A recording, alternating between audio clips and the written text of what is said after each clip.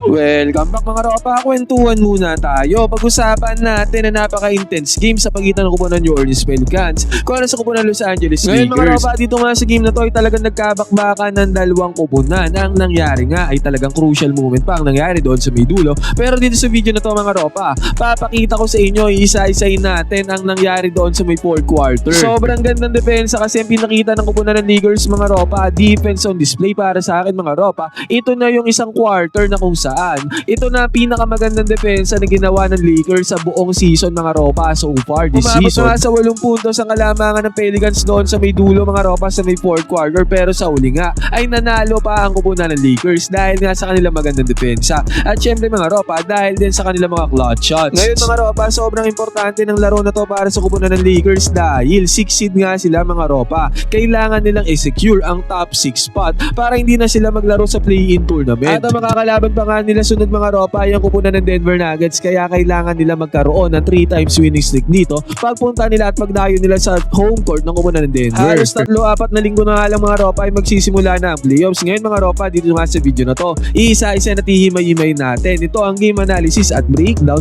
sa nakakabilib na diskarte na ginamit ng Lakers sa huling minuto kontra sa kupunan ng New Orleans Pelicans. Simulan na natin to. Okay, game. Ngayon mga ropa, dito na nga tayo magsimula sa may fourth quarter. 78-76 ang score dito mga ropa, 2 puntos sa kalamangan ng Pelicans. Di kita na tigdigan nga ang laban dito mga ropa. At magbubukas ang fourth quarter ang lineup dito ng Lakers. Point guard dito si LBJ mga ropa, starting point guard siya dyan dahil nga nagpapahinga usually si Luka Doncic. Pagbubukas ang fourth quarter, shooting guard niya dito itong si Luke Kennard or kaya si Marcus Smart mga ropa. Nandyan din si Jake Larivia at center dyan si DeAndre Ayton. Ngayon mga ropa, pagbubukas malaman ng fourth quarter nung nagpenetrate dito itong si Luke Kennard. Ito ang papuri ni LeBron James at ni Coach JJ Redick kay Luke Kennard mga ropa. Hindi lang daw shooter si Luke Kennard, kaya din itong mag-penetrate at magmando ng bola at mag-make ng plays para sa kanyang teammates. Na ginawa niya nga dito mga ropa, nagkaroon ng open shot dito si LBJ. Sayang nga lang ay mintes ang tirada dito ni LeBron. Buti nga mga ropa, sumipag dyan si DeAndre Ayton, nakuha niya yung offensive rebound at ang gandang cut din naman ang ginawa dyan ni Jake Larivia para mabigyan siya ng bola. Easy 2 points na nagawa dyan ng Lakers. Umatake dito ang kupunan ng Pelicans mga ropa at kitang-kita naman sa atake na yan. Medyo mali yung kanyang lugar na pinasukan. Sobrang sikip mga ropa, kaya hindi siya nakascore dyan sa pagkakataon na to. Nakapag-pass break pa ang kupunan ng Lakers, LBJ hindi mapumasok ang tirada. May kasama namang foul. 2 free throws na nick dito ni LBJ mga ropa, isa lamang ang pumasok. Ngayon mga ropa, bumalik tayo sa possession ng kupunan ng Pelicans. Ang defense ang ginamit nga pala dito ng kupunan ng Lakers ay man-to-man defense. At pansinin natin ang ginawa play dito ng Pelicans mga ropa, basic lamang. Umatake sila at swinging yung bola sa may left side. Na-attract dito yung defender mga ropa, si Luke Kennard.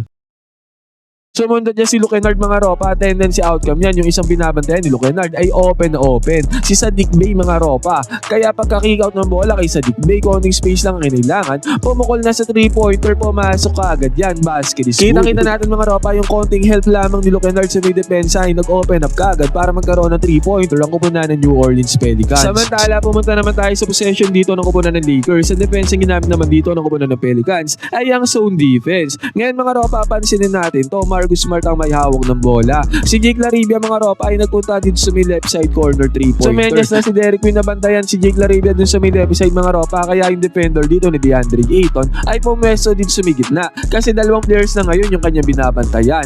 Kaya nagkaroon ng opportunity dito si Marcus Smart para ibigay yung bola kay DeAndre Ayton at hook shot naman lagi ang pinapakawalan niya ni DeAndre Ayton, kaya mahirap yan tapalin. Easy 2 points kagad na nagawa dyan ni Ayton.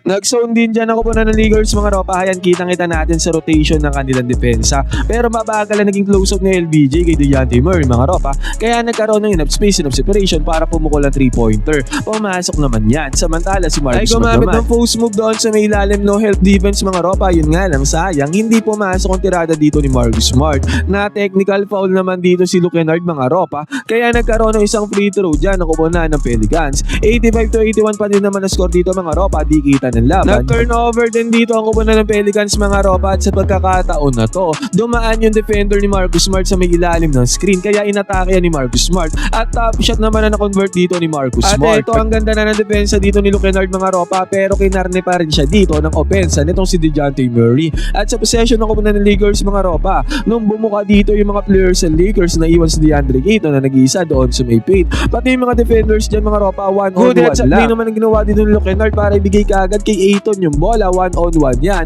Nakapunta na naman niya si DeAndre Ayton mga ropa, quick 4 points kaagad sa may 4th quarter. Foul naman dito ang kupunan ng Pelicans mga ropa kaya nagkaroon sila ng 2 free throws dyan para palubuhin pa ang kanilang kalamangan. At dito sa may transition mga ropa si Zion Williamson. Yan talaga naging problema ng Lakers dyan mga ropa si Zion. Sa may 3rd quarter lalo talagang sumakit ang ulo ng Lakers kay Zion. At dito nga din mga ropa pumasok na ang tirada, well contested na. Yun nga lang nakasabit pa ng foul kaya ang nangyari dito 3-point play pa ang ginawa dyan ni Zion at lumobo na nga sa 8 puntos pa ang kalamangan dito ng Pelicans. 7 minuto may geta natitira din sa may 4th quarter. Ngayon mga ropa, after ng timeout dahil nga 8 points ang kalamangan dito ng kupunan ng Pelicans, nagpalit ng tao dyan si Coach JJ Redick. Pinalta niya si DeAndre Ayton, nilabas niya mga ropa, Jackson Hayes na pumasok. Jake Larivia mga ropa, pinalta naman ni Austin Reeves.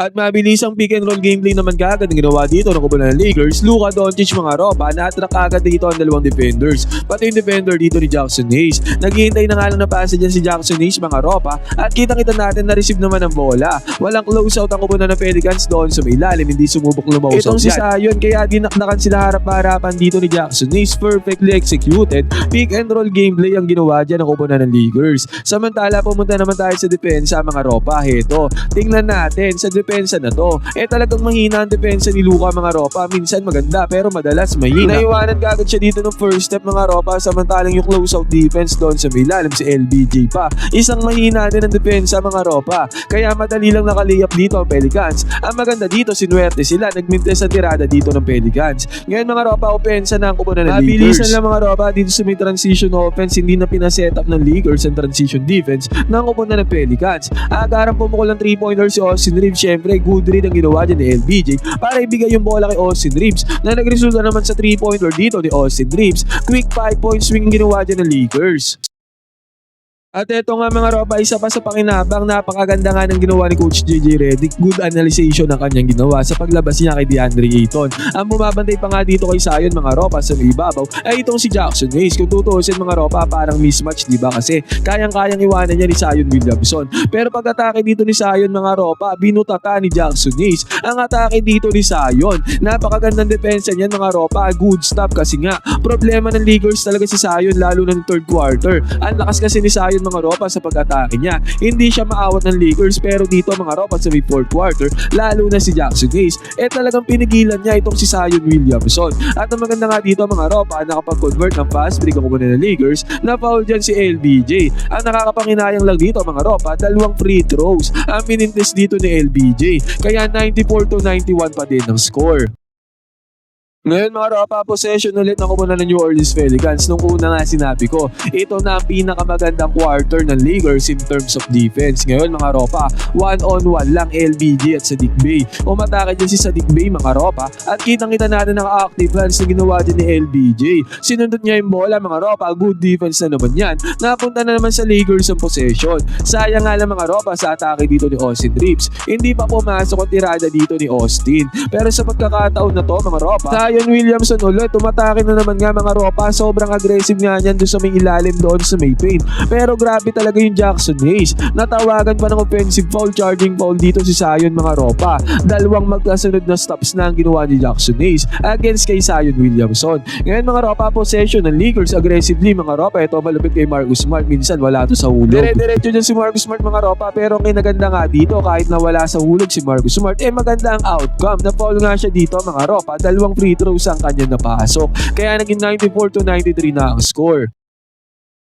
At ito ulit mga ropa, Trey Murphy naman dito binabantayan ni Jackson Hayes. Kahit na nahuli dyan si Jackson Hayes mga ropa ay resistance pa din yan. At mahirap na tira ang ginawa niya ni Trey Murphy para magmintes. Second chance points mga ropa, pilit na tira na naman ang ginawa dito ng kupunan ng Pelicans, mintes na naman. At sa may transition, hindi na ulit pinaporma ng Lakers ang transition defense ng kupunan ng Pelicans. Luke Kennard mga ropa, open na open, yun nga lang sayang mintes. Pero grabe yung hustle at effort ni Jackson Hayes at smart mga ropa para makuha yung offensive rebound doon sa may ilalim na nag-open na pa. 3-pointer ni Austin Reeves, open na open mga ropa, pumasok para sa Lakers. Kaya sa isang iglap na pangawakan ng Lakers sa kalamangan, 96-94 mga ropa na kung saan kanina lamang na ng 8 points sa kupunan ng Pelicans, biglang nabaliktad ang pagkakataon na to. Nagmimintes na ang tirada ng kupunan ng Pelicans mga ropa, samantalang si Luka Doncic naman ay pumoste doon sa may ilalim. Sumubok tumulong dyan si Trey Murphy mga ropa, yun nga lang muli na ang lahat. Nakakuha pa ng 2 points dito si Luka para palubuhin sa 4 na puntos ang kalamangan ng Lakers. Ngayon mga ropa, ang kupunan naman ng Pelicans. Mintes na naman ang tirada mga ropa, si Luka naman ay sumubok ulit ng 1-on-1. Yun nga lang, mintes ang tirada, nagreklamo agad sa referees. Good defense ulit by the Lakers mga ropa, specifically Austin Reeves na swipe niya dyan yung bola. Sayang nga lang, hindi pumasok ang 3-pointer dito netong si Luka Doncic. At sa kabilang banda mga ropa, Marcus Smart naman na nagkaroon ng magandang depensa dito. Sinabi ko nga sa inyo, sunod-sunod na magandang depensa ang ginawa ng Lakers at sa wakas, nakapitalize sila yan mga ropa dahil si LBJ ay nagkaroon ng puntos dito sa may fast break. Kaya naging 100-94 ang score mga ropa, 3 minuto mahigit na lang natitira dito sa game na to. Yun nga lang mga ropa, nakalusot si Zion Williamson doon sa kabilang banda. Hindi siya naharangan dyan ni Jackson Hayes mga ropa, at samantalang si Austin Reeves naman sa kanyang 3-point attempt na nag-open up na naman sa fast break ng kupunan ng Pelicans. Binangga dito ni Zion ang depensa ni Jackson Hayes, bagsak dyan si Jackson Hayes mga ropa, at nagkaroon ng back-to-back points dito itong si Zion. Kaya naging 100-98 ang score mga ropa, 2 minuto mahigit na natitira din sa may game na to. Naging crucial ang laban. At yung Luka naman ay nakabingwit ng foul doon sa may poste, momentum killer para sa kupunan ng Pelicans. 2 free throws na napasok dyan ni Luka. At again mga ropa, Zion na naman. Good defensive play na naman ang ginawa dito ng Lakers mga ropa. Hindi ko alam kung si LBJ o si Luka. Ang nakahuli dyan kay Zion, pwede nyo i-comment dyan sa baba mga ropa. Tingnan natin kung sino talaga. At dahil dyan sa good defensive play na yan, pag-atake dito ni Luka, natrack niya yung defenders. Naiwan na open si Marcus Smart sa may right side corner 3-pointer. Sobrang clutch talaga ni Marcus Smart mga ropa. Parang ilang beses niya nang ginawa yan. Ganyan mga clutch 3-pointers, pumasok yan, basket is good. At good defensive play ulit mga ropa, umatake ulit dito si Zion. This time naman si Marcus Smart, inalay na yung kanyang katawan para harangan si Zion. At nag-turnover nga dyan si Zion mga ropa. Grabe talaga ang depensa ng Lakers dito sa may 4th quarter. At ang mas malupit dito mga ropa, Luka Doncic, kumuha na switch sa may ibabaw, inatake na yung switch mga ropa, sabay 3-pointer mga ropa, pumasok ang 3-pointer dyan nitong si Luka Doncic. 108-98 ang score mga ropa, lumobo na sa 10 points ang kalamangan ng Lakers. At eventually doon sa may dulo mga ropa, hindi na nakahabol dyan ang kupunan ng New Orleans Pelicans. What a comeback ang ginawa ng Lakers mga ropa, defensively at offensively. Napakalupit ng kanilang ginawa sa may 4th quarter na to. Ngayon mga ropa, ano masasabi niyo sa comeback na ginawa dito ng Lakers? Pwede kayo mag-comment dyan. So, banipin nyo, magkwentuhan tayo.